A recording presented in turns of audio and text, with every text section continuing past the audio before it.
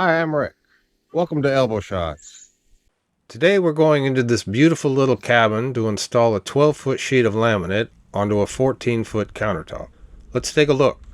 We're not going to do anything with this island cabinet because it already has this amazing butcher block on top of it. As for the rest of this, we're going to cover it with plastic laminate to make it more durable and attractive. The overall length of this countertop is 14 foot 1 1/4 inches. And we have about 8.5 feet to the center of the sink. Besides the main counter, we have a small top on the right side of the stove, and this little vanity, all of which we will get out of a 5x12 sheet. There's more than enough material here. With a little planning, we can minimize the seams. Most of the countertop has a hardwood self-edge that I'll finish with a 45-degree bevel, but since there's not usually enough clearance for additional 1x2 alongside the appliances, we need to apply a laminate self-edge in those areas. Using the laminate slitter, I'm going to cut my self-edge first so I can get that fitted and allow the glue to dry while I'm making my other cuts. After making the initial cuts, we can see that measuring to the center of the sink leaves a balance of 3.5 feet, which is not quite enough to cover the bathroom vanity. Let's go back over to the counter to get more refined measurements. The center line of the sink is 8'6" from the end wall. To get a piece big enough for the vanity, I'll have to shift the seam location 1.5 inches to the right. Allowing a 1/2 inch overhang for trimming, we can see that it is 5 foot 8.5 inches from the open end.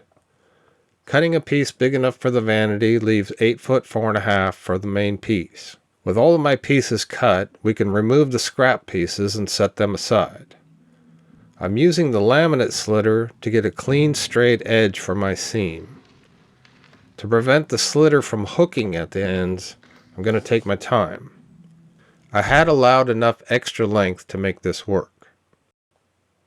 Since the vanity is independent, I can fit it and spread the adhesive, then go back to it when I want. This kitchen is going to have 1x4 hardwood backsplashes, which is more than enough to cover any irregularities in the wall, so that's not why I'm fitting it close.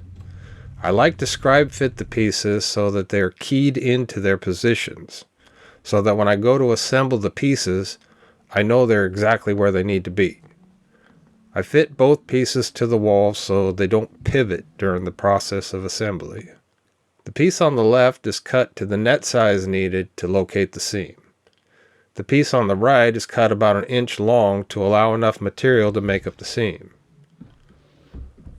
I want this side of my seam to be as smooth as possible before continuing.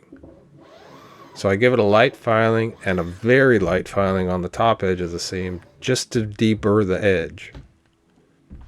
I prefer to overlap left over right because I'm right-handed and it's just easier for me to work from that angle. Now I'll move my piece into position and make sure it isn't hanging up on the wall anywhere. Now I want to mark the location of the edges of the sink hole, allowing a 1/2 inch overhang. Using a new utility blade, I can mark the seam location on the right side piece. It may sound like I'm applying a lot of pressure, but I'm just making a mark in the wear layer. This is called a silhouette cut because we are tracing the silhouette of one piece onto the other. Here I'm cutting entry and exit slots for the slitter. In this case, I only made a single cut, but I usually cut this slot twice as wide, which makes it much easier to get the slitter started and to finish the cut without also slicing off my seam tab. The cutting wheels of the slitter will slide into the slot. Make sure the edge of the laminate is against the fence of the slitter. If you don't have a laminate slitter, you can still use this method to seam laminate. Just skip removal of the center section and overlap it during assembly. That razor fine line made by the utility knife can be hard to see, so I usually rub a little pencil graphite into the groove to make it more visible. It cleans up easily with a damp rag. This is a critical cut, so I take my time with it. I want to align the right edge of my shears to cut precisely along the mark. Then I clean up the edge with a file, being careful not to allow the file to rock back and forth, which will round off the ends of the cut. Do the same with the back. Removing the center tab allows me to focus on the 2 points of contact without worrying about the center interfering. Okay, let's slide these pieces into place to see how we did.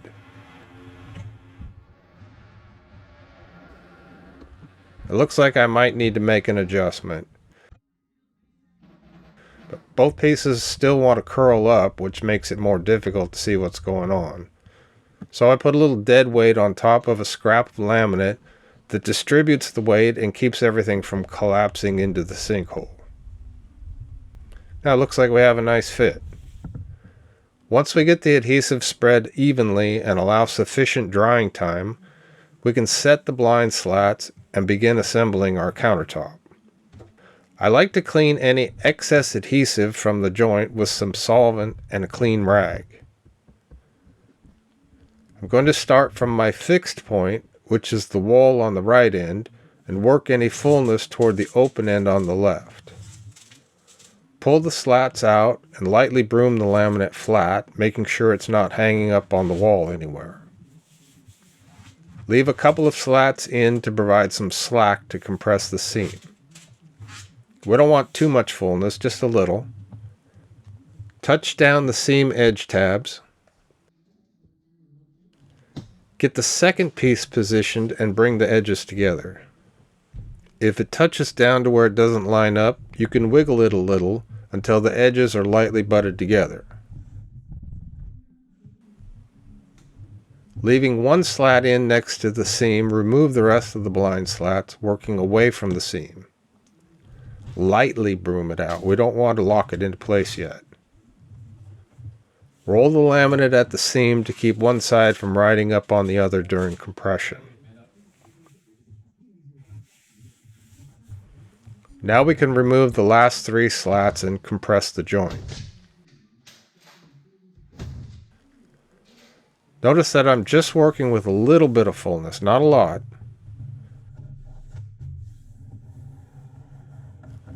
And our assembled countertop looks like this. The entire countertop can now be rolled to apply sufficient pressure for the adhesive to bond. Because my router depth is set to cut only the thickness of the laminate, sometimes distortions in the laminate can cause the cutters to lift out and stop working.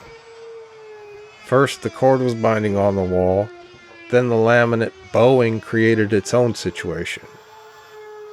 Lifting the piece to neutral remedies that. Punching a hole and starting at the back left corner would have prevented this.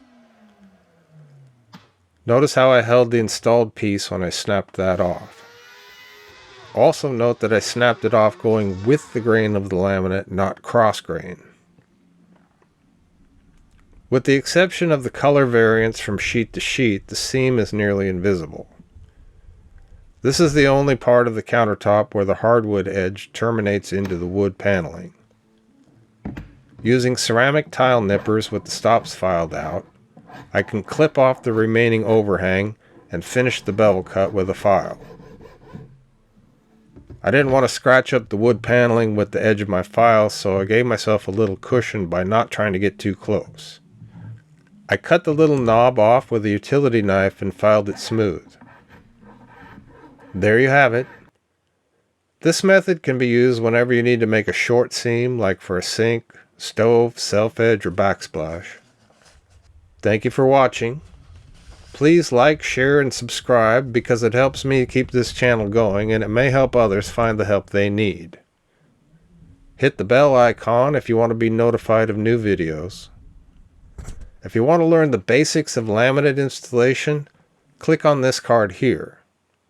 And if you want to see how to cut a full deck seam using a router, click on this card.